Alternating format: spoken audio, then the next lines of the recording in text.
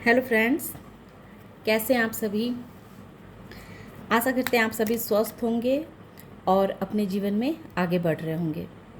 तो मैं आ गई हूँ फिर से आप लोगों के लिए एक नई टॉपिक पे रीडिंग लेकर के, जिसमें आज मैं ये देखूँगी कि आपके भाई बहन आपके बारे में क्या सोचते हैं, पहले कैसा सोचते थे और अब उनकी सोच आपको लेकर के क्या है।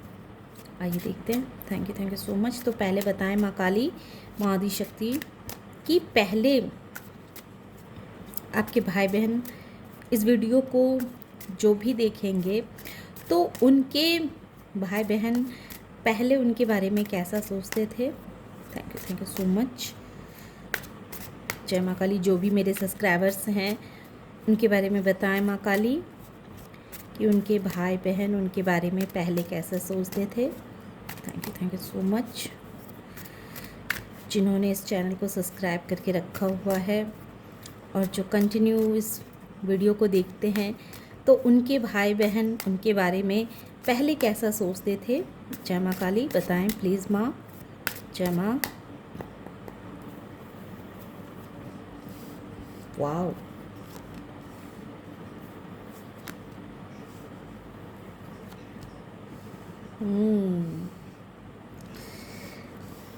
तो आपके नंबर्स जो हैं वो 11 नंबर, 9 नंबर, 15 नंबर, 8 नंबर, ये आपके डेट ऑफ बर्थ हो सकते हैं या आपके भाई बहन के भी डेट ऑफ बर्थ हो सकते हैं। तो पहले आपके भाई बहन आपके बारे में ऐसा सोचते थे कि आप जस्टिस लवर हो और बहुत न्यायप्रिय इंसान हो। आप अपने सपनों को पूरा करने के लिए हर संभव प्रयास करने के लिए तैयार रहते हैं, लेकिन पॉजिटिव वे में, है ना। आप कभी भी नेगेटिव चीज़ों का सहारा नहीं लेते हैं या गलत अपनी इच्छा को पूरा करने के लिए गलत एनर्जी का सहारा नहीं लेते हैं। बहुत ही क्लियर माइंडसेट के साथ आप किसी भी चीज़ को करने की कोशिश करते हैं और बहुत ही खूबसूरती के साथ आप उसमें अपनी भूमिका अदा करते हैं। आपके भाई बहन को ऐसा लगता है कि पास्ट में आपके साथ बहुत कुछ ऐसा गलत हुआ है ना, जो नहीं होना चाहिए था। पास्ट में उन्होंने आपको बहुत रोता हुआ, तड़पता हुआ, दर्द से छिटपटाता हुआ आपको देखा है और उन्होंने देखा है कि आप छोटी से छोटी चीज़ के लिए भी आप कितना संघर्ष कर रहे हैं, ये चीज़ आपके भाई बहन को पता है। आपके भाई बहन आपके हालात से बहुत दुखी थे। उन्हें ऐसा तो लगता था कि किसी को भी मैंने आपकी इतनी पॉजिटिव एनर्जी है, आप इतने अच्छे इंसान हैं, शायद आपको किसी की नज़र लग गई है, किसी ने आपको बहुत नज़र लगा दिया है, किसी ने आपकी इस अच्छाई को समझने की कोशिश नहीं की है। आपके अंदर जो क्वालिटीज़ है उसको कोई समझ नहीं रहा है और आपको बहुत अपने ही एनर्जी में स्टक करके रख दिया है कि आप बहुत ही लाचार से, विवश से महसूस कर रहे हैं, छटपटा रहे हैं। लेकिन कोई एक ऐसी चीज़ थी, कोई एक ऐसी एनर्जी थी जो आपके अंदर इतने सारे क्वालिटीज़ होते हुए भी, इतने अच्छे इंसान आप होते हुए भी जैसे खुद को प्रूफ नहीं कर पा रहे हैं, खुद को बहुत सारी ऐसी नेगेटिव चीज़ों से आज़ाद नहीं कर पा रहे हैं। बहुत ऐसे नेगेटिविटी थी आपके इर्द गिर्द जिससे आप खुद को बाहर नहीं निकाल पा रहे हैं, जबकि आप इंसान बहुत अच्छे हैं, बहुत न्यायप्रिय इंसान हैं।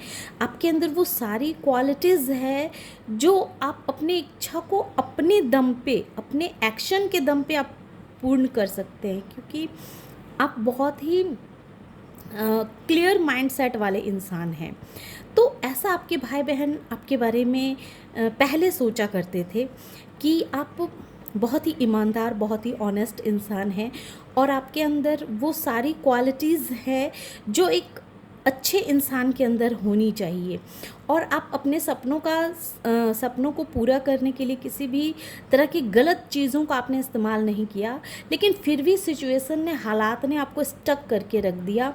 आपको छोटी छोटी चीज़ों के लिए बहुत संघर्ष करना पड़ा, बहुत तकलीफ़ों का सामना करना पड़ा है। तो आपके भाई बहन को ऐसा लगता था कि किसी ने आपके ऊपर कोई गंदी नज़र लगा के रखा हुआ है, या फिर आप उन सारे नेगेटिविटी से खुद को आज़ाद नहीं कर पा रहे हैं, आप बेबस हैं, लाचार हैं। ऐसा आपके भाई बहन आपके बारे में पहले सोचते थे। थैंक यू माँ काली, थैंक यू सो मच। अब मैं ये देखूँगी कि अब आपके भाई बहन की अब जो आपके तरफ देखने का उनका नज़रिया है वो कैसा है। Thank you so much. जय माते, बताएं माँ। जय माँ काली। अब कैसे नज़रों से देखते हैं।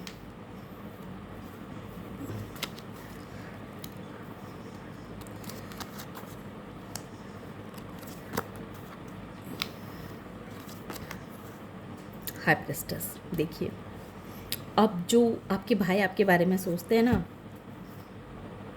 एट ऑफ कप्स, अब आपके भाई बहन को ऐसा लगने लगा है कि अब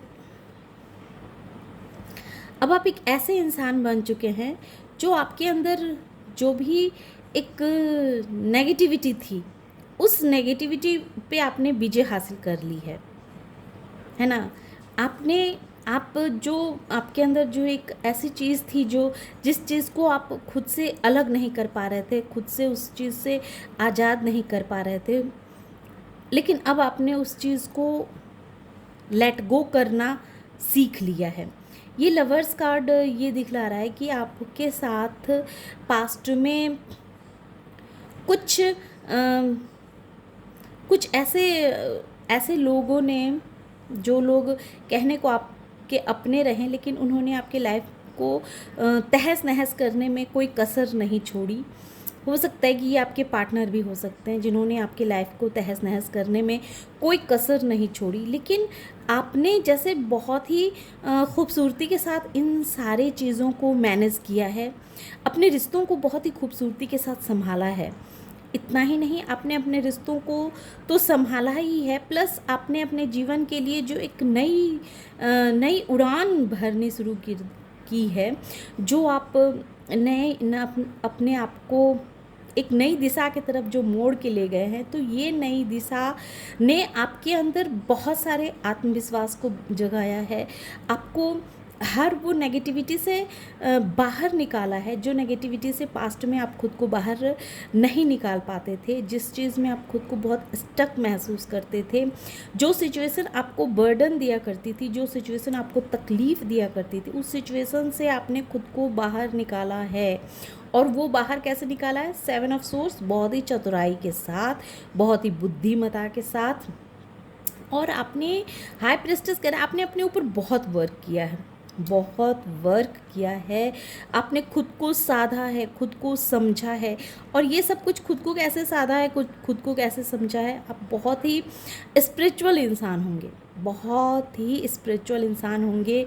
आपके अंदर, अगर आप बहुत पूजा पाठ ना भी करते हो तो भी आपके अंदर एक इस तरह की सोच है कि मतलब किसी भी चीज़ से ज़्यादा अटैचमेंट नहीं रखना है, किसी भी चीज़ से एक लिमिट तक ही अटैचमेंट रखनी है, बस उससे ज़्यादा और कुछ नहीं। अपने खुद को हर चीज़ से डिटैच करके कैसे रखना है, मतलब कहते हैं ना कि आप ऐसे तो आप एक मक्खन के जैसे आप बन चुके हैं कि मक्खन तो दूध से बनता है, लेकिन उसको अगर दूध में भी रखा जाए या पानी में भी रखा जाए तो वो ऊपर तैरता रहता है, वो मिलता नहीं है। तो आपने अपने मन को, अपनी आत्मा को एक मक्खन के जैसे बना लिया है कि वो मक्खन को चाहे पानी में रख दो, चाहे दूध में रख दो, लेकिन वो फिर से मिलने वाला किसी में नहीं है। रहेगा तो सबके साथ, लेकिन मिलने का नहीं वो किसी से। आपने अपने आप को इतना साध लिया है, इतना तराश लिया है कि अब आप किसी भी चीज़ से खुद को डिटैच करने में वक्त नहीं लगाते हैं।